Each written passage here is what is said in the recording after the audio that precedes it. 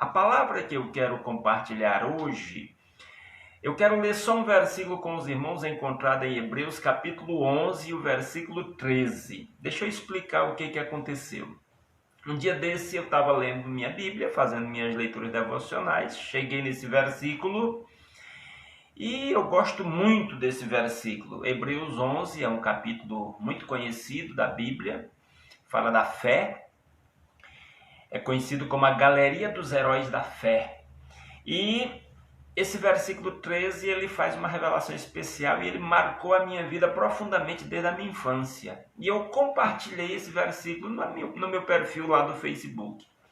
E uma irmã comentou que gosta muito daquele versículo, acha ele bonito, e que mas que precisava estudar ele um pouco mais para compreendê-lo melhor. Então, baseado nesse comentário dessa irmã, eu resolvi dar uma pequena explicação aqui e vou lhes contar uma história a respeito desse versículo. Vamos ler? Hebreus capítulo 11, versículo 13, diz assim a palavra de Deus: todos esses viveram pela fé e morreram sem receber o que tinha sido prometido.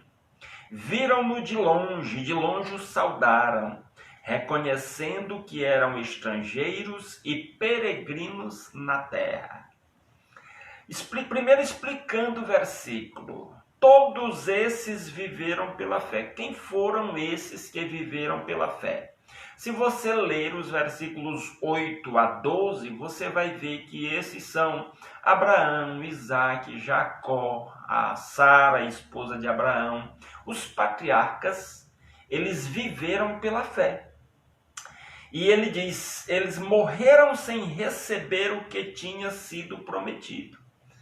Como assim? Abraão, Deus havia prometido a ele que ele teria um filho, e a partir do seu filho, a sua descendência ia se multiplicar, ia ser transformada numa grande nação, ia ser dono da terra na qual Abraão peregrinava. E Abraão morreu sem receber essa promessa. Quando ele morreu, ele tinha o filho Isaac, provavelmente já os netos Jacó e Esaú, mas a sua descendência ainda não tinha se multiplicado muito a ponto de se tornar uma nação. Então ele morreu sem receber essa promessa terrena. Outra coisa é que, devido à sua descendência ainda não ter sido transformada numa nação, num povo, né? Ele morreu sem ser dono da terra de Canaã, porque Deus havia prometido que aquela terra seria da sua descendência. Então, duas promessas feitas a Abraão que não se cumpriram durante a sua vida. Se cumpriram depois, séculos depois. A descendência de Abraão foi se multiplicando, virou um povo lá no Egito. Depois de mais de 400 anos vivendo no Egito e foram escravizados, então eles foram libertos por Moisés, peregrinaram 40 anos pelo deserto, aí chegaram na terra de Canaã, conquistaram a terra, aí sim foram transformados numa nação e vieram a ser donos daquela terra. Mas veja, cerca de, 500 anos depois da morte de Abraão. Então, quando ele diz que eles morreram sem receber o que tinha sido prometido, algumas promessas terrenas feitas para Abraão não foram cumpridas durante a sua vida. O fato é esse. É isso que ele está dizendo aqui. E a Bíblia mostra posteriormente que aquelas promessas terrenas tinham um viés, vamos dizer assim, espiritual. E no sentido espiritual, Abraão recebeu as promessas que Deus lhe havia feito. Inclusive, nesse texto de Hebreus, vai dizer isso, que eles receberam uma pátria melhor, a pátria celestial.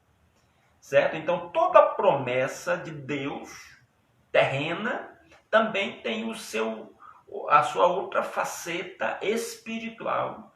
E pode ser que uma pessoa morra sem receber promessas terrenas, mas as promessas espirituais vão se cumprir na sua vida, e as promessas terrenas, no tempo próprio, Deus vai cumprir. Certas promessas às vezes não são para o momento, não são para a vida terrena. Elas têm o seu reflexo muito superior na dimensão espiritual. É isso que aconteceu aqui com esses patriarcas. E o versículo continua dizendo: viram-no de longe e de longe o saudaram. Eles viram de longe, eles viram com o olhar da fé aquelas promessas que Deus lhes fez, que não se cumpriram durante a sua existência terrena. Eles tiveram vislumbre de longe. Eu lembro de, quando eu leio isso aqui, eu lembro de uma ocasião em que Deus fala com Abraão, ele estava muito desanimado. Deus o chama para fora da tenda, ele estava dentro da tenda. Deus o chama para fora, mostra ali o céu, manda ele contar as estrelas e diz: você não consegue contar as estrelas? Pois é, assim será a sua descendência. Naquele momento, Deus estava fazendo Abraão sonhar, vislumbrar a promessa que Deus havia feito. E é isso que ele está dizendo, que eles viram-no de longe e de longe o saudaram. Nós podemos crer que aquilo que Deus prometeu para a nossa descendência, para os nossos filhos, mesmo que nós não o vejamos agora, nesse tempo, durante a nossa vida terrena, mas Deus vai cumprir aqui na terra, no tempo próprio, e vai cumprir na dimensão espiritual para nós também, de uma forma muito superior. Eu gosto muito, por exemplo, do Salmo 112. Ele tem promessas para o homem que anda com Deus, que teme a Deus, e faz promessas, inclusive, para os seus descendentes. Então, algumas promessas para os meus descendentes, por exemplo, não vão se cumprir enquanto eu estiver aqui fisicamente, mas vão se cumprir no tempo oportuno após a minha morte. Então, esse texto, de certa forma, nos estimula a continuar confiando em Deus, mesmo quando nós não vemos certas promessas terrenas sendo cumpridas aqui. E, finalmente, ele diz assim: eles reconhecendo que eram estrangeiros e peregrinos na terra. Olha que coisa interessante. Eles eram estrangeiros. A Bíblia diz que nós estamos aqui, mas não somos daqui. Jesus disse lá em João 17, na oração sacerdotal, diz: Pai, eles estão no mundo, mas eles não são do mundo. Eu digo que um cristão é alguém que vive com os pés na terra, mas com os olhos na eternidade. Nós estamos aqui, mas nós não somos daqui. Nós somos estrangeiros aqui. A nossa pátria não é aqui. A nossa pátria é o Brasil por um pouco de tempo, enquanto estamos aqui. Se você está em outro país e foi naturalizado lá, pode ser que você tenha aquele local como sua pátria, mas é temporário. No final das contas, todos nós somos peregrinos e estrangeiros aqui na terra. Ele diz que eles reconheceram que eram estrangeiros e peregrinos na terra. É isso que nós somos. Estamos aqui de passagem. Infelizmente, muitas pessoas vivem como se fossem viver nesse planeta para sempre. Nós não vamos viver nesse planeta para sempre.